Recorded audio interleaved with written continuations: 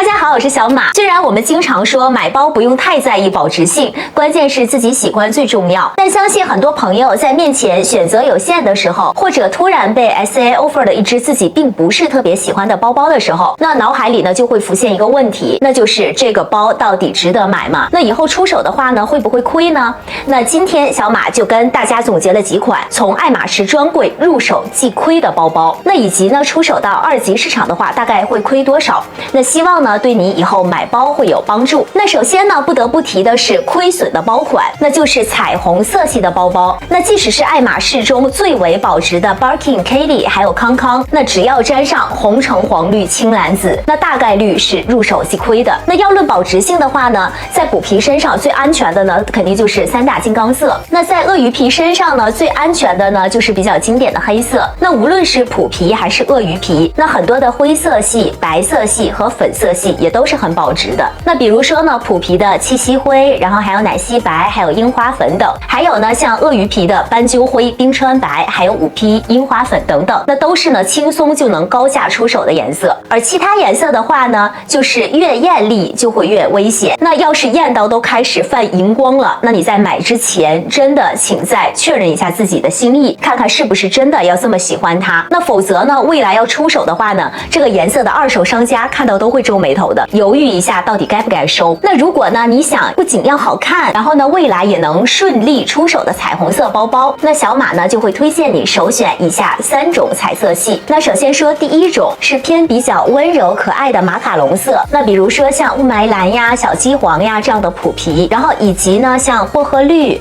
然后还有香草色，还有琥珀黄的鳄鱼皮。那第二种呢就是低调深沉却不显老气的深色系，那比如说像午夜蓝的普皮，然后像非常耐看的祖母绿的鳄鱼皮。然后接下来说第3种是百搭又显气质，那在网上曝光率也比较高的个别的彩色，那比如说呢像牛仔蓝，还有佛里达蓝，还有锦葵紫的普皮，还有法拉利红。那这几对呢色彩系的保值性呢相对来说会比其他的五花八门的颜色要好很多。那大家知道呢，比如说是 BKC， 如果颜色好，那尺寸也好的话，那是可以溢价出手的。但是呢如果颜色大红大紫，那出手时呢就能轻易的亏掉1:1到1:3的配货钱，那还很可能呢要跌破裸包价。就算是人气的 Birkin 25，那亏个10几20万也是不成问题的。那接下来呢我们说说第2大入手即亏的皮质，那就是特殊皮。那大家都知道特殊皮分为鳄鱼皮、鸵鸟皮还有蜥蜴皮。那小马认为呢3大问题导致它们的保值性差。那首先呢第一点，它拿包的成本太高。那因为特殊皮呢本来裸包价的基数就非常的大，然后再加上配货还很高，那基本呢要差不多是1:1的配货。那所以算下来，拿一只鳄鱼皮的成本是拿一只普通皮的3倍左右。那接下来第2点，它比普皮更小众，然后流动性没有普皮那么强。那在2级市场上呢，爱马仕普通皮包包的价格呢，对于很多白领和中产来说是稍微踮踮脚尖，那咬咬牙就可以入手的。而且大家呢对于各种颜色的接受度也会更高一些。那所以呢普皮的流通性很好，但是呢会买特殊皮的呢主要是少数的富人，而且呢其中大部分人在买特殊皮的时候都会更加的谨慎。那比如说对包的成色呀、颜色，然后尺寸、价格等要求也会更加的具体。那所以呢相对来说特殊皮不像普皮那么的好出手，那这也就导致了他们不保值的第3个原因，那就是二手商家为了要平衡风险，就很难开出高价回收特殊皮。那所以呢你在专柜拿了特殊皮，首先就不要指望以后还能卖回配货钱了，那也不要期望他们能溢价出手。那小马呢是实话实说，至少这么多年的市场行情来看，那即使是全新的特殊皮的包包，那出手时也是要低于裸包价钱的。而在鳄鱼、鸵鸟、蜥蜴这3种皮当中，鸵鸟的保值性是最差的，而且行情呢是越来越不好。那比如呢一只普通颜色的鸵鸟皮，裸包价呢是同款普皮的1倍，但是呢如果你在2级市场上看的话，它的标价却跟普皮是差不多的，甚至有的比普皮还要便宜很多。那可想而知它的回收价得多低呀。那所以呢如果你有想尝试鸵鸟皮的朋友，真的不妨在二手市场去淘一个，是绝对不会亏的。相对鸵鸟皮呢，蜥蜴皮的保值性就要好很多，因为它毕竟更加的稀少，那所以呢收藏价值和保值性都是比较稳定的。而其中的双杠蜥蜴呢，会比普通的单杠蜥蜴还要更加的稀少，更加的保值。那全新的人气款的蜥蜴可以几乎裸包价出售，特殊皮中鳄鱼皮无疑是最受欢迎的，但它的专柜拿包的成本也是最高的，那出手时的呢亏损也是最高的。所以呢，如果你比较在意保值性的话，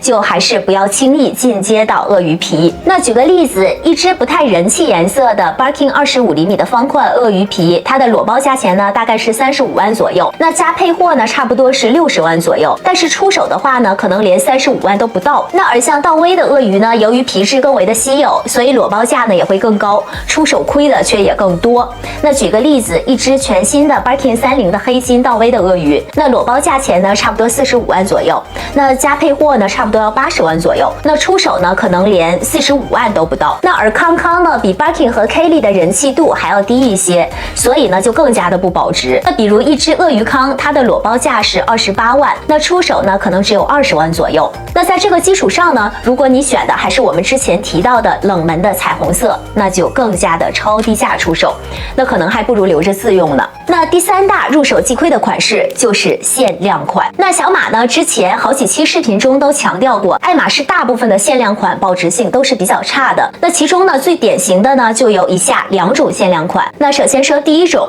它是缺乏技术特色，然后设计也不经典的包款。那比如说呢日出日落包，还有棒球包等等。那第一眼呢看到可能是觉得哇好新鲜呐，那以前没有见过。但你只要细看的话，其实他们没有什么厉害的技术创新，设计呢也不是太花哨，然后不耐看不百搭，所以过不了多久呢就让人产生审美疲劳。那而且呢这一类限量款一般都是出在大包身上，比如说 Barking 30，然后35厘米 HAC， 还有 Bolido 的45厘米等等。那原本呢这些尺寸的行情就没有那么好，再加上配上容易过气的限量款的设计，那二手商家呢愿不愿意低价接受都是一个问题，更别提保值性了。那接下来我们来说第2种不保值的限量款，那就是所谓的假限量的包包。那比如说影子包，它刚推出的时候确实是限量的，然后行情也很好，但是没过几年呢却出了复刻版的款式，那市场上呢一下子存量就多了起来。然后呢还有像 In and Out 这种，那原本的人气非常的高，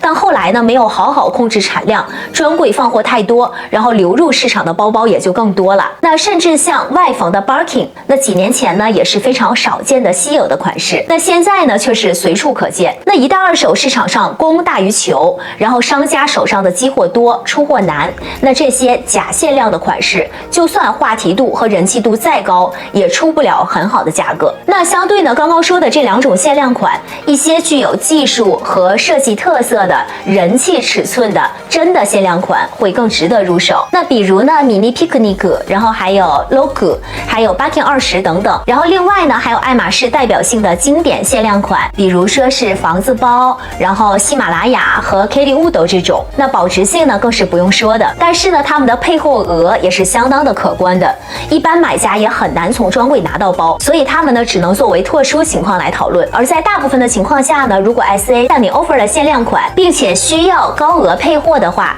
建议你一定要谨慎决策要不要拿，因为呢一不小心就可能真的砸在自己手里了。好了，以上就是今天的分享。那你从专柜拿出来的包最亏的一只爱马仕是什么样的呢？评论区我们一起讨论吧。欢迎订阅我的视频，关注小马，我们下期见。